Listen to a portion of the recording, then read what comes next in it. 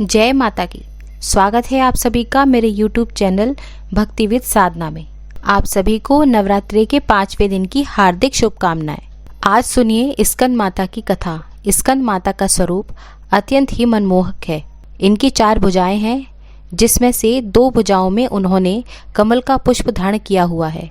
एक भुजा से भगवान स्कंद को अपनी गोद में धारण किए हुए हैं और दूसरी से वे सदा अपने भक्तों को वर मुद्रा में अभय दान प्रदान करती हैं।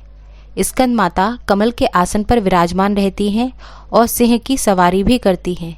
कमल के आसन पर विराजमान रहने के कारण उन्हें पद्मासना के नाम से भी जाना जाता है। असुरों के साथ होने वाले युद्ध में उन्होंने अपने पुत्र भगवान स्कंद को सेनापति के रूप में नियुक्त कर युद्ध का संचालन किया था।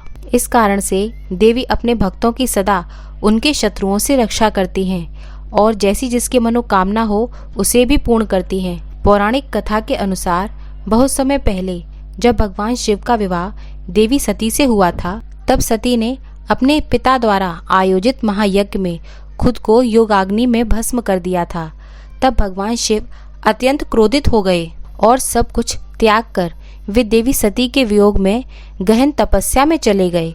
तभी ताड़कासुर नाम के एक राक्षस ने देवताओं पर आक्रमण करके उन्हें परेशान करना, उन्हें सताना शुरू कर दिया। यह बड़ी चिंता का विषय था, क्योंकि भगवान शिव के वरदान से ताड़कासुर को केवल भगवान शिव के पुत्र ही मार सकते थे और यह बात तभी संभव थी जब भगवान शिव का विवाह हो जाए। तभी सभी देवताओं के अनुरोध पर देवऋषि नारद ने माता पार्वती से भेंट की।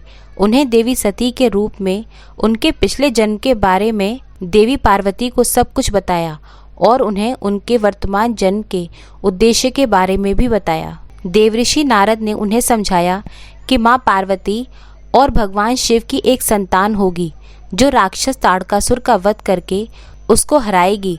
हालांकि भगवान शिव को यह एहसास कराने के लिए माँ पार्वती ही देवी सती का अवतार थी। माँ पार्वती को अत्यधिक ध्यान और कठिन तपस्या करनी पड़ी। उन्होंने अन्नजल त्याग दिया, 1000 से भी अधिक वर्षों तक घोर तपस्या की। कई बार उन्होंने केवल जल और वायु का सेवन करके ही तपस्या की। अंत में भगवान शिव ने माँ पार्वती के समर्पण को स्वीकार किया और वे देवी पार्वती के साथ विवाह करने को तैयार हो गए। जब भगवान शिव की ऊर्जा माँ पार्वती जी के साथ संयुक्त हुई तो एक उग्र बीज उत्पन्न हुआ। हालांकि वह उग्र बीज इतना गर्म था कि अग्नि के देवता भी उसे छू पाने में असमर्थ थे। उन्होंने इसे गंगा जी को सौंप दिया, जिन्होंने इस बीज को सुरक्षित रूप से संभाला और इसे सरवन अर्थात रीडों के जंगल में बो दिया, जहां पर 6 बहनों द्वारा उस बीज की देखभाल की गई, जिन्हें कृतिका माता के रूप में जाना जाता था। समय के साथ उग्र बीज एक बच्चे के रूप में बदल गया। क्योंकि कृतिकाओं ने उनकी देखभाल की थी, इसलिए उस बच्चे को भगवान कार्तिकेय के रूप में जाना जाने लगा। जल्दी ही भगवान कार्तिकेय को देवताओं की सेना का सेनापति बना दिया गया और उन्हें तारकासुर को हराने के लिए विशेष अस्त्र शस्त्र प्रदान किए गए।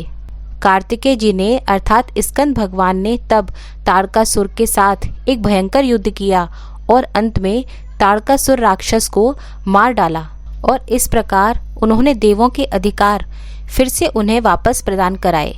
क्योंकि कार्तिकेय जी का जन्म एक गर्म बीज से हुआ था, इसलिए उन्हें स्कंद के नाम से जाना जाने लगा, जिसका संस्कृत में अर्थ होता है उत्सर्जक। उनकी माता पार्वती को उनके नाम से जाना जाने लगा, देवी स्कंद माता। देवी स्कंद माता की यह कथा माँ और पुत्र के रिश्ते का भी प्रतीक मानी जाती है।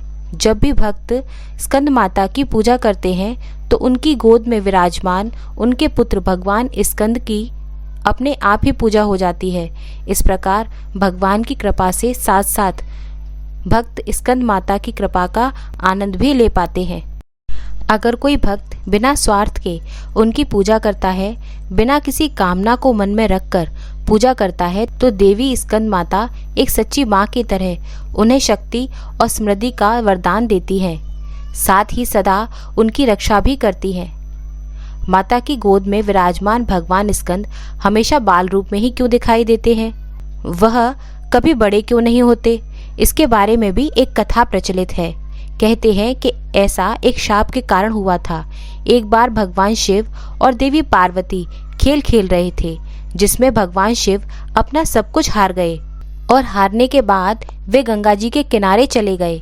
इधर कैलाश पर्वत पर भगवान शिव को न पाकर कार्तिकेय जी को बड़ी चिंता हुई। पूछने पर माता पार्वती ने सब कुछ बता दिया।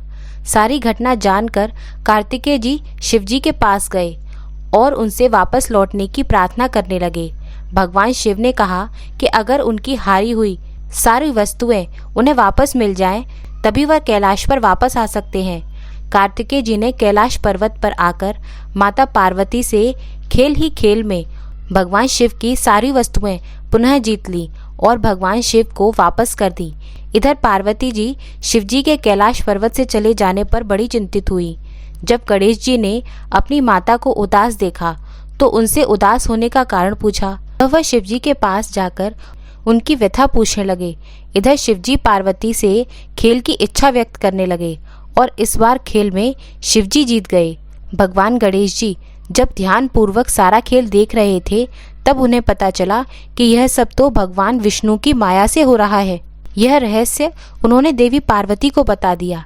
इधर पार्वती जी ने क्रोध में आकर भगवान शिव को शाप दे डाला और कार्तिकेय जी को भी सदैव बाल रूप में रहने का शाप दे डाला। कहते हैं कि तभी से कार्तिकेय जी हमेशा बाल अवस्था में ही दिखाई देते हैं। हालांकि इस खेल में हार जाने पर भगवान शिव को देवी पार्वती जी ने शाप दिया था, उसके अनुसार गंगा जी की धारा का बोझ सदा भगवान शिव के मस्तक पर बना रहेगा। देवी पार्वती ने साथ ही साथ देवऋषि नारद को भी शाप दिया था कि वह कभी भी एक स्थान पर टिक नहीं सकेंगे और उन्होंने भगवान विष्णु को भी शाप दिया कि रावण तुम्हारा शत्रु होगा और रावण का विनाश विष्णु जी के हाथों से होगा। इस प्रकार से देवी पार्वती जी के द्वारा दिए गए शाप सभी को भुगतने पड़े। प्रेम से बोलिए स्कंद माता की जय, कार्तिकेय भगवान की जय। अगर आपको मेरा यह वीडियो पसंद आया है तो मेरे वीडियो को लाइक करके और मेरे चैनल को सब्सक्राइब करना मत भूलिएगा।